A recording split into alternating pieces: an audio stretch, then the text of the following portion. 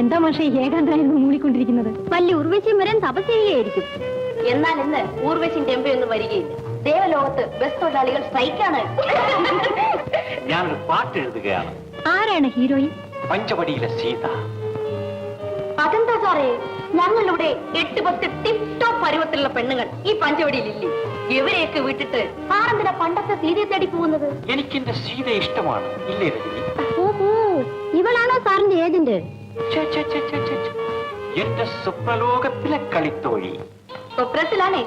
പോട്ടെ, കളി കാര്യമായാൽ ഞങ്ങൾ ഈ പൂച്ച സന്യാസിയുടെ സമാധി ഇവിടെ തന്നെ ഉണ്ടാക്കും. നിനക്ക് എപ്പോഴും ഈ ദുഷ്ടവിചാരമേ ഉള്ളല്ലോടി. സാറേ, ഓ, ആ പാട്ടൊന്ന് പാടാമോ? തീർന്നിട്ടില്ല. പിന്നെ ഞങ്ങൾ വേണേ പോയേക്കാം. ശ്രീരാമനും സീതയും കൂടെ തനിയേന്ന് പാടി രസിച്ചോളണം. പടി. അയ്യോ, നിങ്ങൾ പോകരുത്. നിങ്ങൾ പോയാൽ വല്ല രാവണന്മാരും വന്ന് സീതയെ മോഷ്ടിച്ചുകൊണ്ട് പോകും. ഞാൻ പറഞ്ഞേക്കാം. പോണവര് പോട്ടെ. സാറേ, ആ പാട്ടൊന്ന് പാടൂ. അതിനു മുമ്പ് സീതയെ ഞാനൊന്ന് പഠിക്കണ്ടേ? ഞാൻ സീതയുമല്ല സാവിത്രിയുമല്ല. ഇഷ്ടമുണ്ടെങ്കിൽ പാടിയാൽ മതി.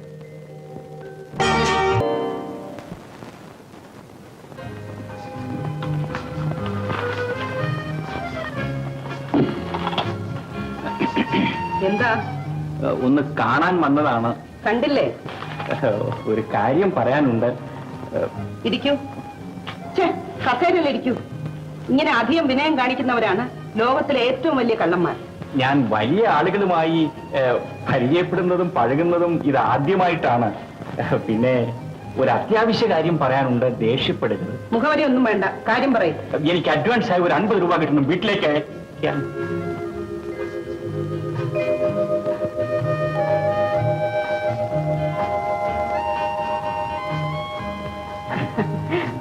നിങ്ങൾ വളരെ മധുരമായിട്ട് പാടുമല്ലേ? ഓ, ഞാൻ ചില തുക്കടാ പാട്ടുകളൊക്കെ പാടും. നിങ്ങൾ എന്നെ തോപ്പിച്ചിരിക്കുന്നു. ആട്ടെ, ആരാണ് നിങ്ങളുടെ ഗുരു? ഹരിപ്പാട്ട് രാമൻകുട്ടി ഭാഗവത്. നമ്മുടെ അഡ്വാൻസിന്റെ കാര്യം. ജീവിതത്തിൽ ഞാൻ ആദ്യമായി ഇഷ്ടപ്പെടുന്നത് നിങ്ങളുടെ പാട്ടാണ്. ജീവിതത്തിൽ ഞാൻ ആദ്യമായി അഡ്വാൻസ് ചോദിക്കുന്നത് അവിടത്തോടാണ്. മാസ്റ്റർക്ക് ഇവിടെ താമസവും ജോലിയൊക്കെ സുഖമാണോ? പരമസുഖം. പഞ്ചവടിയല്ലേ. പക്ഷെ ഒരു കുഴപ്പം. എന്താ? ഇവിടുത്തെ ആശ്രമ കന്യകമാരെ പാട്ട് പഠിപ്പിക്കാൻ ഒരു അങ്കലാപ്പ്. മാസ്റ്റർ പെൺകുട്ടികളുമായി ഇടപെടുന്നത് ആദ്യമായിട്ടായിരിക്കും. എല്ലാം ആദ്യമായിട്ടാണ്. മാസ്റ്ററെ, ഈ വേഷമൊക്കെ ഒന്ന് മാറ്റി നല്ല ടിപ് ടോപ്പായി നടക്കണം. അങ്ങനെയുള്ളവരാണ് എനിക്കിഷ്ടം. പണ്ട് രമണന്റെ പാട്ട് ചന്ദ്രികയുടെ കിളിവാതിൽ തോപ്പിച്ചു. അപ്രകാരം മാഷയുടെ പാട്ട് മഹേഷിയമ്മയുടെ കവാടങ്ങളിൽ ചെന്ന് ഇങ്ങനെ മുട്ടിട്ട് അങ്ങനെ ഭ്രമണം നടത്തുകയാണ്. ഞാൻ മാസ്റ്റർക്ക് ചില ഉപദേശമൊക്കെ കൊടുക്കുക. മാഷേ, ഒരു സ്ത്രീ മനസ്സ് തെളിഞ്ഞ് ഒരു പുരുഷനെ അങ്ങോട്ട് ഉപദേശിക്കുന്നതിരിക്കട്ടെ. എല്ലാം ഇത് കരുതിക്കോളോ. അപ്പൊ മാഷ അറിഞ്ഞല്ലേ? എന്റെ അഡ്വാൻസ് ഞാൻ മറന്നുപോയി. ഇതാ.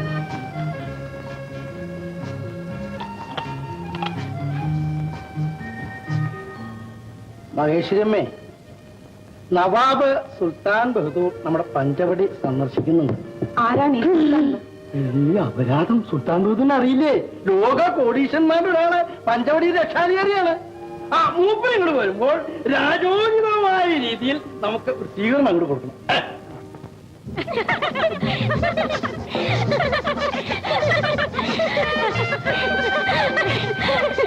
ഇത് ഞങ്ങൾ മാത്രം വിടുകയില്ല. അഡ്വാൻസ് വൈകിട്ട് ദിവസമല്ലേ, ഞങ്ങൾക്ക് എല്ലാവർക്കും കൂൾ ഡ്രിങ്ക്സ് വാങ്ങിച്ചു തരണം. അയ്യോ, വാങ്ങിച്ചുതരാം. ഈ പിടി ഒന്ന് വിട്ടാട്ടെ, ഞാൻ എന്ത് വേണോ വാങ്ങിച്ചു തരാം.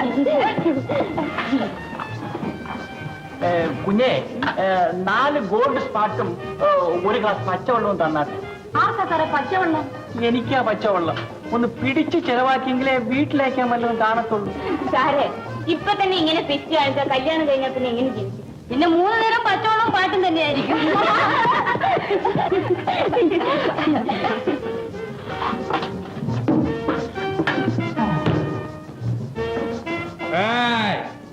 നാല് സോഡ, 4 ഗ്ലാസ്. ഇത് കൂൾ ഡ്രിങ്ക് ഷോപ്പല്ലേ, അവരോട് ഇവിടെ നിന്ന് കഴിക്കരുതെന്ന് പറയണം മാസ്റ്റർ. അവരവിടെ ഇരുന്ന് കഴിച്ചോട്ടെ, നമ്മൾ അങ്ങോട്ട് നോക്കണ്ട. അവര് കുടിച്ചു കഴിഞ്ഞ് നമ്മളെ കയറി പിടിച്ചാലോ? മാനക്കേടാ.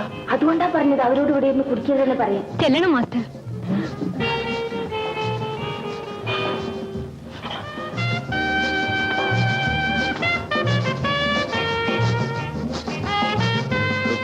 മാന്യരെ, ഇത് ശീതള പാനീയക്കടയാണ്. ഇവിടെ പല മഹനീയമഹാന്മാരും വരുന്ന സ്ഥലമാണ്. ഇവിടെ ഇരുന്ന് ഇങ്ങനെ പരസ്യമായി മദ്യപാനം കുടിക്കുന്നത് സഭ്യമല്ല. എടോ, ഞങ്ങളെ അറിയാമോ? അടി കൊള്ളണ്ടെങ്കിൽ പൊറ്റോ.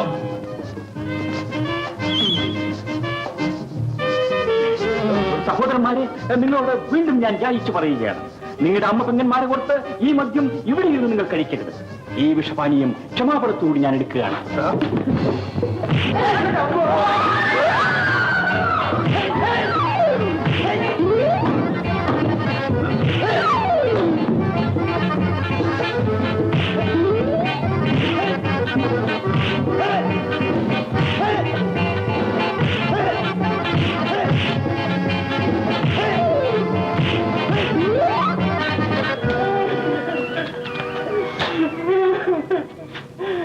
അയ്യോ, അവന്മാര് ഭയങ്കര തെമ്മാടികളാ.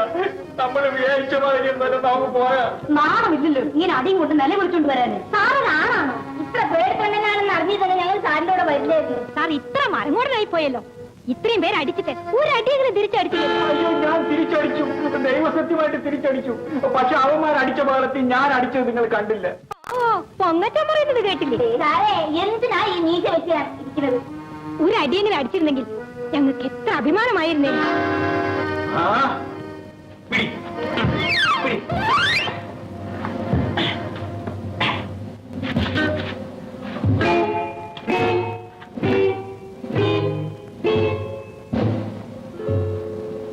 ഒരു കോഴ്സ് ഫോൺ.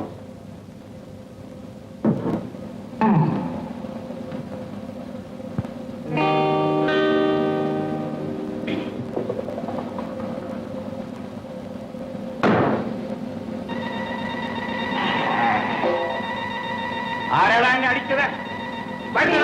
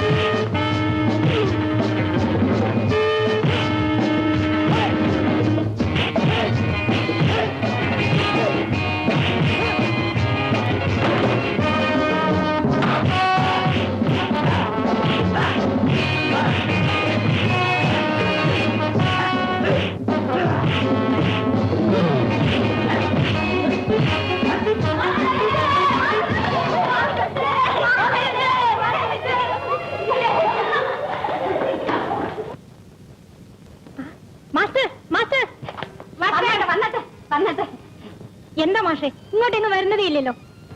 സ്ത്രീകൾ തനിച്ച് താമസിക്കുന്ന മുറിയിൽ വരുന്നത് ശരിയല്ല എന്ന് വിചാരിക്കും. അതിന്റെ കണ്ടീഷൻ ഞങ്ങൾ എന്തോ വശപ്പഴയായിട്ട് ജീവിക്കുന്നവരെന്നാണല്ലോ. അയ്യോ, അങ്ങനെയൊന്നുമല്ല. കണ്ടാൽ കൊള്ളാവുന്ന അമ്മയും മകളും തനിച്ച് താമസിക്കുന്ന മുറിയിൽ ഒരു അന്യപുരുഷൻ പ്രവേശിച്ചാൽ അത് പൊതുജനമധ്യത്തിൽ തെറ്റിദ്ധാരണ ഉണ്ടാക്കി. മതി മതി, ഇഷ്ടമുണ്ടെങ്കിൽ എവിടെയും പോകാം. പറയുന്നവര് പറയട്ടെ. മാഷി ഇരുന്നാട്ടെ. സാറേ, ഞാനൊന്ന് ചോദിക്കട്ടെ, ആരാ സാറേ ഈ ഹരിചന്ദ്രന്റെ മാതിരി ശീലാവതിയെ പോലും ജീവിക്കുന്നത്? ഒരു കുഞ്ഞുമില്ല. എന്റെ നോട്ടത്തിൽ നിങ്ങൾ നല്ലവരാണ്. ഞാൻ അത്ര നല്ലവളൊന്നും അല്ല സാറേ. മറ്റുള്ളവരെ പോലുള്ള തെറ്റുകുറ്റങ്ങളൊക്കെ എനിക്കും ഉണ്ടായിട്ടുണ്ട്. ദൈവമേ, ലോകത്തിൽ വെച്ച് ഏറ്റവും വലിയ സത്യം ഞാൻ ഇപ്പോൾ കേട്ടു. ഈ അമ്മ ഒരു വായടിയാണ്. പെണ്ണുങ്ങളെ കുറിച്ച് രഹസ്യമൊക്കെ വേണം. നീ ഒന്ന് ചുമ്മാതിരിടി. രഹസ്യം ഏതാണെന്ന് എനിക്കറിയാം. നമ്മളിവിടെ ചേർന്നു. ഒരു വർഷം കഴിഞ്ഞാൽ നമ്മുടെ കണ്ടീഷൻ ശരിയാണെങ്കിൽ 4-5 ലക്ഷം രൂപ കിട്ടും. ഇതല്ലേടി രഹസ്യം? ഇത് ഞാൻ ആരടുത്തെങ്കിലും പറഞ്ഞോടി. നീ ഒന്നും മിണ്ടാതിരുന്നേ. ആ, എനിക്ക് ഒരു കാലം വരും. ഒരു വർഷം ഒന്ന് കഴിഞ്ഞോട്ടെ, ഒരു 4-5 ലക്ഷം രൂപ ഇവിടുന്ന് കിട്ടും. അപ്പൊ ഇവന്റെയൊക്കെ കണ്ടീഷൻ എടുത്ത് ഞാൻ ദൂരെ അറിഞ്ഞിട്ട് മാഷിനെ വെച്ച് ഞാനൊരു ഡാൻസ് കമ്പനി നടത്തും. അമ്മേ, എന്താ അതൊരു പാവ. അതങ്ങനെ ചുമ്മാ ആടും. മാഷ് പോണം. ഞങ്ങൾക്കൊന്ന് വെളിയിലേക്ക് പോണം. വന്ദനം. വന്ദനം. ചുമ്മാ വായി തോന്നുന്നത് വിളിച്ചു പറഞ്ഞാൽ അനുഭവം അറിയാമല്ലോ.